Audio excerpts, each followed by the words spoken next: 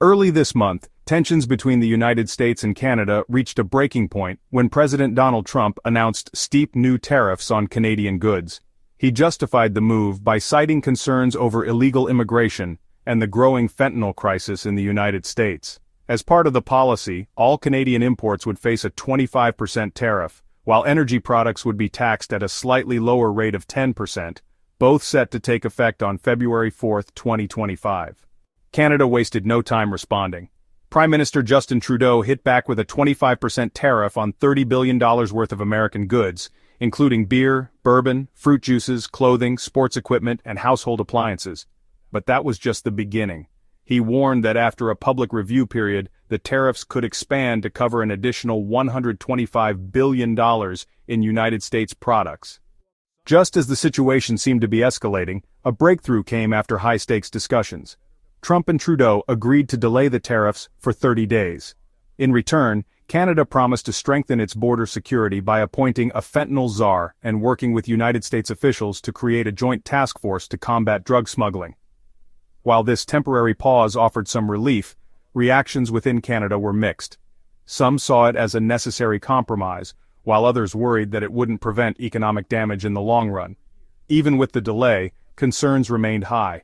Economists warned that if the tariffs eventually went into effect, they could lead to higher prices for consumers, disruptions in supply chains, and a strain on the historically strong trade relationship between the two countries.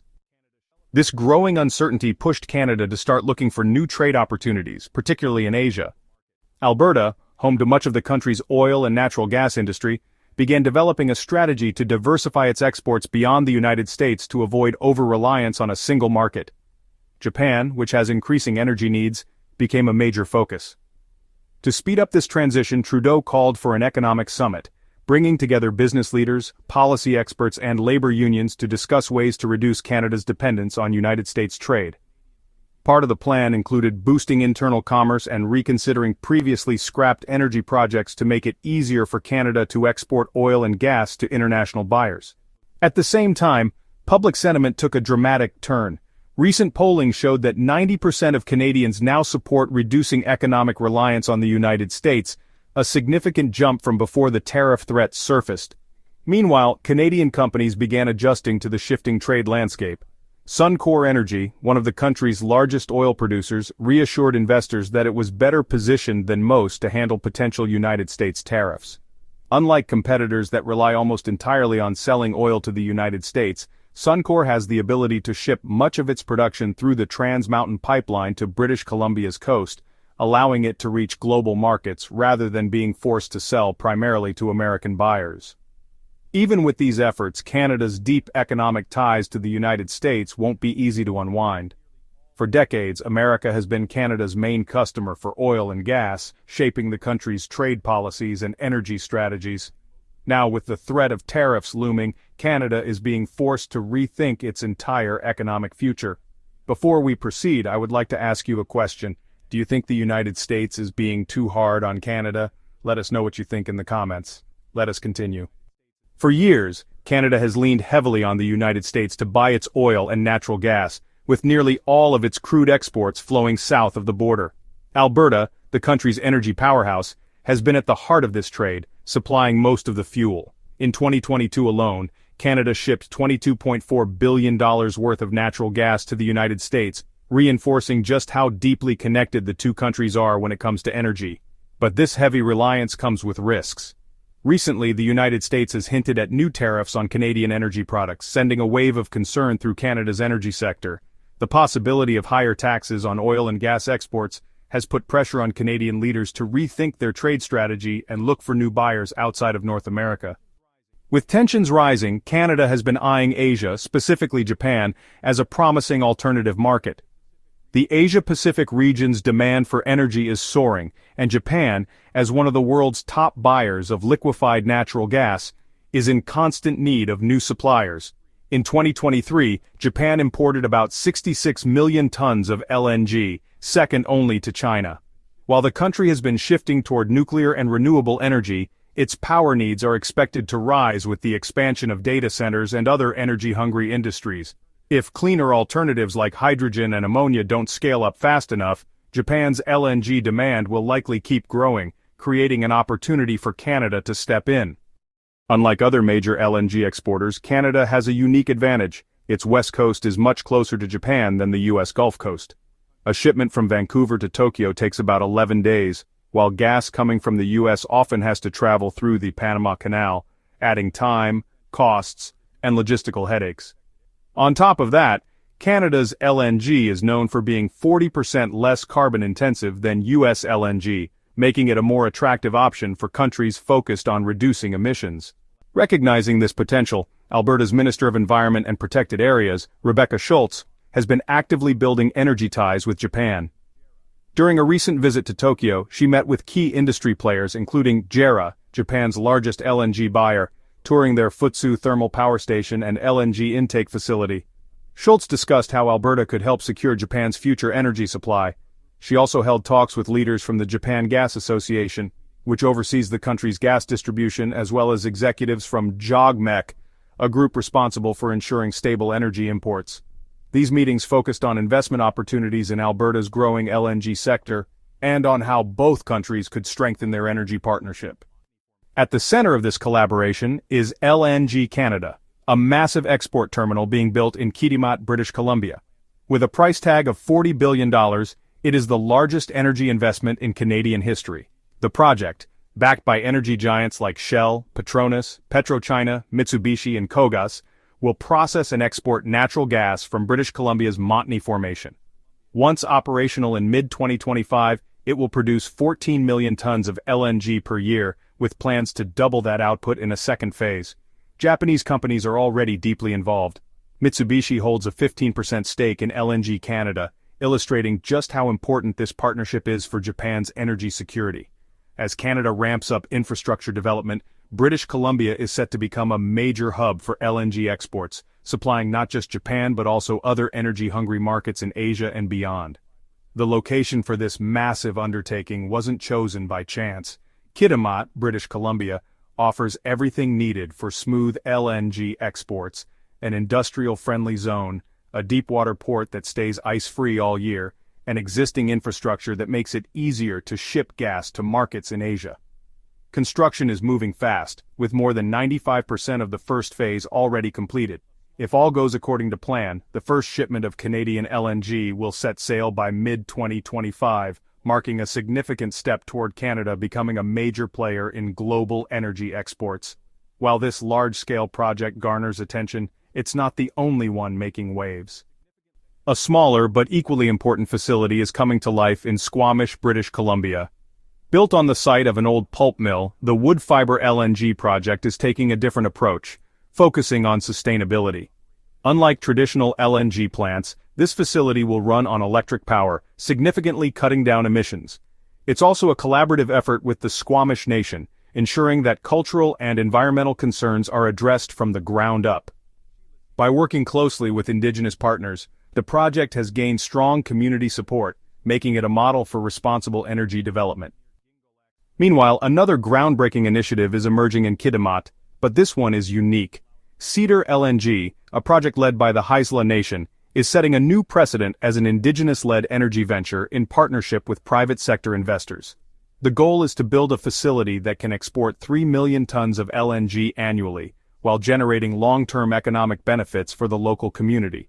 Cedar LNG is also pushing the boundaries of green energy, incorporating low-emission technologies and electrification to reduce its carbon footprint. With its location near existing energy infrastructure, the project is expected to operate efficiently, with the first shipments targeted for late 2028, pending final approvals. Further north, another ambitious LNG venture is taking shape.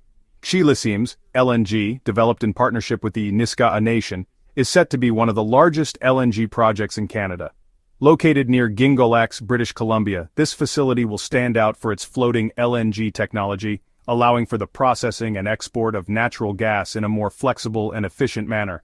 With an estimated 12 million tons of LNG production per year, Kshilasim's LNG is gearing up to play a major role in Canada's growing energy sector. But size isn't the only thing that makes this project unique. A key focus is environmental responsibility. The facility will be powered by hydroelectric energy, making it one of the lowest carbon LNG producers in the world. If everything moves forward as planned, operations could begin between 2027 and 2030, boosting Canada's overall LNG export capacity and strengthening its position in international energy markets. One major advantage all of these projects share is location. Being on Canada's west coast means significantly shorter shipping routes to Asia, particularly Japan, compared to LNG facilities on the U.S. Gulf Coast, which often require longer transit times and costly passage through the Panama Canal.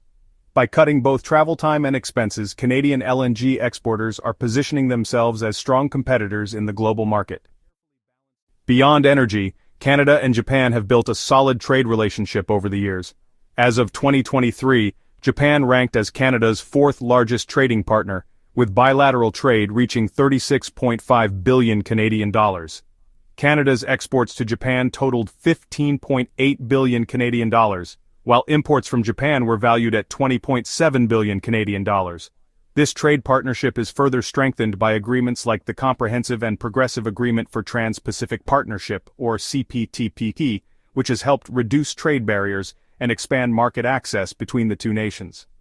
With Canada's LNG industry gaining momentum, Japan's growing energy needs, and strong trade agreements in place, both countries are well positioned to deepen their economic ties in the years ahead. Trade between Canada and Japan is a carefully balanced exchange where each country plays to its strengths.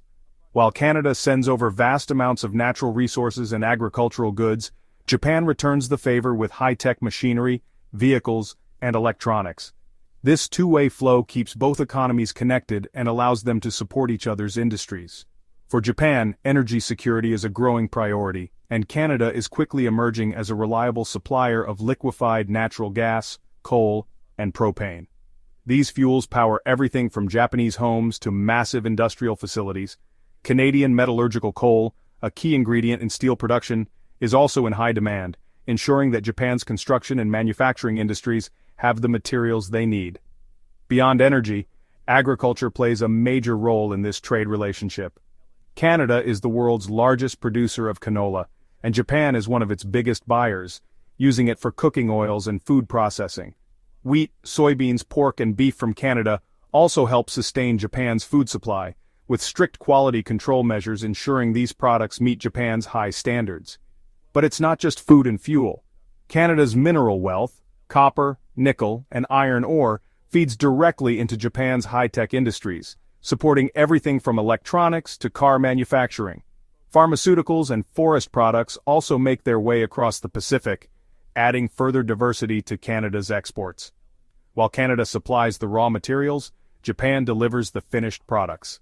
Cars, trucks, and automotive parts are among Japan's biggest exports to Canada, with companies like Toyota, Honda, and Nissan not only shipping vehicles but also producing them within Canada's borders. Beyond automobiles, industrial machinery, advanced medical devices, and scientific instruments make up a significant portion of Japan's exports, supplying Canada's hospitals, factories, and research labs with cutting-edge technology. This economic relationship has been developing for more than a century. In the early 1900s, both countries saw the potential for trade and began exchanging goods like timber, fish, and manufactured products. During this time, Japanese immigrants also started arriving in Canada, contributing to the country's cultural diversity but facing significant challenges, including discrimination. World War II brought a devastating shift in this relationship. As allies of opposing sides, Canada and Japan found themselves in direct conflict, leaving lasting scars on their diplomatic and economic ties. One of the darkest chapters was the internment of Japanese Canadians, which saw thousands forcibly removed from their homes, detained, and stripped of their property under the guise of national security. The impact of these actions lingered for decades, influencing reconciliation efforts and shaping the way both nations moved forward. After the war, Canada and Japan took steps to rebuild their relationship, moving past a painful chapter in history to forge a new path based on cooperation and mutual respect. In Canada, the government formally acknowledged the mistreatment of Japanese Canadians, issuing official apologies and launching compensation programs starting in the late 1980s. Meanwhile, Japan focused on rebuilding its economy and transforming into a modern democracy, laying the groundwork for stronger international partnerships, including with Canada. As the decades passed, Trade between the two countries grew significantly. Japan's rapid industrial and technological expansion after World War II created new opportunities for Canada, particularly in supplying natural resources. Over time, Canada became a major exporter of energy, minerals, and agricultural products to Japan, while Japan in turn became a key supplier of automobiles, machinery, and advanced technology. According to Global Affairs Canada, by 2021, the total value of goods exchanged between the two nations reached 19.1 billion Canadian dollars, with Canada exporting around $8.1 billion worth of products and importing roughly $11 billion worth from Japan. Beyond trade, direct investment between the two nations has also seen steady growth. In 2021, Japanese companies invested approximately 1.4 billion Canadian dollars in various industries across Canada, particularly in the automotive, technology, and energy sectors. At the same time, Canadian investment in Japan reached 0.8 billion Canadian dollars, showing a growing interest in the Japanese market. Cultural and educational ties have strengthened alongside economic connections. Today, more than 50,000 Canadians of Japanese descent contribute to the country's multicultural landscape, and cultural exchanges between the two nations continue to thrive, whether through academic collaborations, artistic partnerships, or tourism. In 2019 alone, over 300,000 Canadians traveled to Japan, drawn by its rich history, vibrant festivals, and expanding business opportunities. In recent years, the partnership has only grown stronger. Trade between the two countries has been rising steadily by 3 to 5% each year, with total trade volumes reaching approximately 20 billion Canadian dollars in 2022. Japanese companies continue to play a major role in Canada's automotive, energy, and technology industries, while Canada remains a crucial supplier of natural resources, agricultural products, and clean energy solutions to Japan. The collaboration extends beyond business and into cutting-edge innovations in fields like biotechnology, clean energy, and information technology. Both nations are investing in joint projects that not only boost economic growth, but also tackle pressing global challenges such as climate change, cybersecurity, and sustainable development. On the political stage, Canada and Japan often stand side by side, working together in global organizations like the United Nations, the Group of Seven, and the Asia-Pacific Economic Cooperation. Their shared commitment to democracy, human rights, and economic stability has made them reliable partners in addressing international challenges. Through high-level diplomatic visits and regular discussions, both governments continue to strengthen ties, focusing on issues ranging from supply chain security to regional stability in the Asia-Pacific. According to the International Energy Agency, global LNG demand is expected to grow by an estimated 15 to 20% over the next decade, with countries in the Asia-Pacific region accounting for the majority of that increase. Japan's particular interest in stable, low-emission energy sources aligns with Canada's emphasis on cleaner LNG production, a point underscored by data from Natural Resources Canada that shows West Coast LNG projects could emit substantially fewer greenhouse gases per unit of production compared to many other major exporters. A recent report by the Canada Energy Regulator also highlights the rising importance of expanding and diversifying export routes. In alignment with these findings, new partnerships between Canadian LNG developers and Japanese buyers are already leading to collaborative research efforts aimed at further reducing the carbon intensity of LNG. This includes potential technologies for carbon capture and storage at LNG processing plants, as well as the development of hydrogen hubs in British Columbia and Alberta. The goal is to prepare for a long-term shift toward even cleaner fuels, which experts predict could begin to scale significantly by the early 2030s. Meanwhile, Japanese entities like JOGMEC have been ramping up funding for international energy projects that incorporate stringent environmental assessments. These evaluations ensure that LNG sourced from Canadian facilities can meet or exceed Japan's evolving carbon reduction standards.